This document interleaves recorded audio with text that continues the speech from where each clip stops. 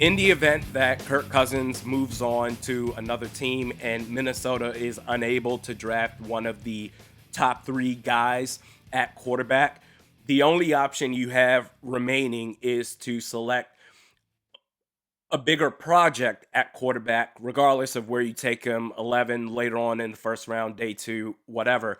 A guy that needs to sit for a year or two and learn and develop, while at the same time, to get you by, signing a bridge quarterback as a temporary solution. I've mentioned Russell Wilson plenty before. It would make the most sense financially speaking anyway, because he's going to be the cheapest based off of the money that he's going to get paid by Denver, although I don't know if he's going to be a good fit in the locker room, not just outside looking in, but what his former teammates from Seattle, the Legion of Boom, have said about him, playing with him. But Vic Tafur of The Athletic throws out Jimmy Garoppolo as an option, saying, quote, he could spray the ball around in KOC's offense until a later draft pick is ready to play. We have to understand that Kirk Cousins is going to be the best free agent quarterback option out there in the market. And for those of us that want Kirk gone, myself included, knowing that information, he's the best of the best available, then it's going to go nowhere else but down. But again, it's only going to be temporary. Jimmy Garoppolo, we know who he is at this point in his career. You might get 4 or 5 wins from him if he's going to start all season long, which if you're looking at it more from a macro scale, you say, well, at least we're not stuck in the middle of the draft selection process in the first round. This year we're 11, but we're not going to be stuck in the middle. We'll at least have a higher draft pick in the first round. That's if you want to look at the positives. Now, as far as better bridge option quarterbacks, Gardner Minshew, I understand that's the sexy pick, but I've always looked at that as a pipe dream. Indianapolis, I think they would be silly to let him walk away simply because you don't know if Anthony Richardson, if he's going to be durable or not. Nearly got Indianapolis to the playoffs. But if he is an option, if he is out there, my goodness, then certainly he will keep Justin Jefferson happy. By the way, go ahead and get that done. But if that's what it is, then there's nothing really we can do about it. It's temporary. It's only going to be for a year or two. It's going to be bad, but it's a means to an end. What I am looking for, however, at the start of the combine week is what Darren Wolfson said on Score North last week, that the Vikings initiated a surface level type of conversation with the New England Patriots for pick number 3. Hey, are you interested in possibly trading down? Nothing more in depth than that. But I'm hoping that this week, where the meetings are going to happen, is that they do go a little bit more into details and conversations, because you don't have to wait till draft night to make this happen. Secure a top 3 draft pick beforehand. Talked about before, the San Francisco 49ers, when they made the trade with the Miami Dolphins for pick number 3, they used that on Trey Lance. That happened in the month of March.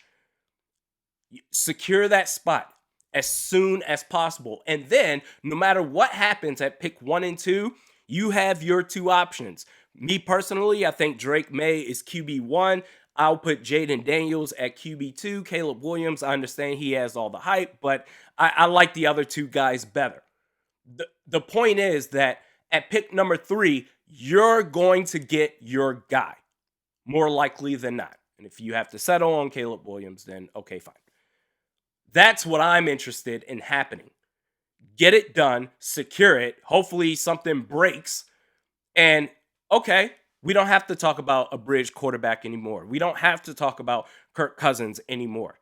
Now we're talking about the future.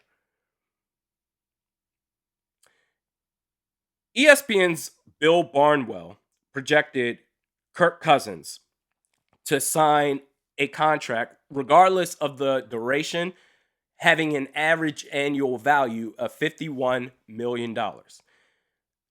At this point, the line in the sand has been drawn on Kirk. There's nothing that any of us is going to say change the other side's mind. We've all got our heads made up on this guy. And I'm not going to go down that road again. However, I do want to say that what I've always said before, Kirk Cousins is a businessman. However, I don't think I've given him enough justice. Not only is he a businessman, he's doing it at a masterclass level. Last week, the salary cap rose up. It was announced that it was going to increase close to 14%.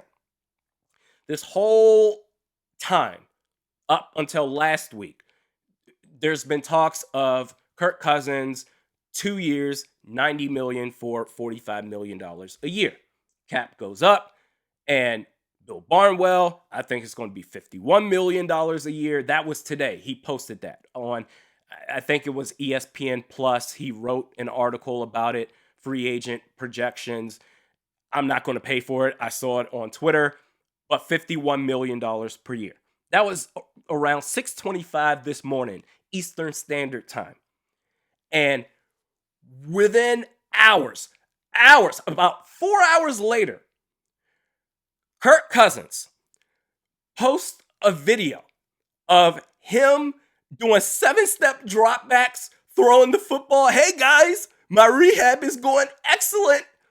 $51 million. Can we push that baby to 55? At the start of Combine Week, when we know, dude, forget these player workouts where they're doing drills in shorts and tank tops or whatever those tight-ass shirts they have to wear, compression shirts, quarterbacks throwing passes against air defense to their receivers. The film is out there. Senior Bowl is different because at least these players, they're doing live reps against each other. In the Combine, I mean, they're doing drills and, oh my God, the best athletes in college, look how many times they can do bench presses. I think it's the biggest sham of all time. However, when it comes to sports, however, the main thing about Combine Week are the meetings. The illegal tampering meetings. Deals, agents, organizations, free agents, all of that stuff that goes down. Gustavo Fring meeting with the Salamanca cartel right under the DEA's nose, getting stuff done. That's what I'm interested in. And Kirk Cousins, the timing of this could not be more perfect. He could get $51 million a year. Oh, Combine Week, stuff's gonna go down. Hey guys, I look great. That is amazing. And I'm not doing this to throw shade on Kirk Cousins. I think it's amazing. I think it's fantastic. That is very impressive. For his sake, for any player's sake, I'm always rooting for the players. Get the most money that you can. I think it's fantastic.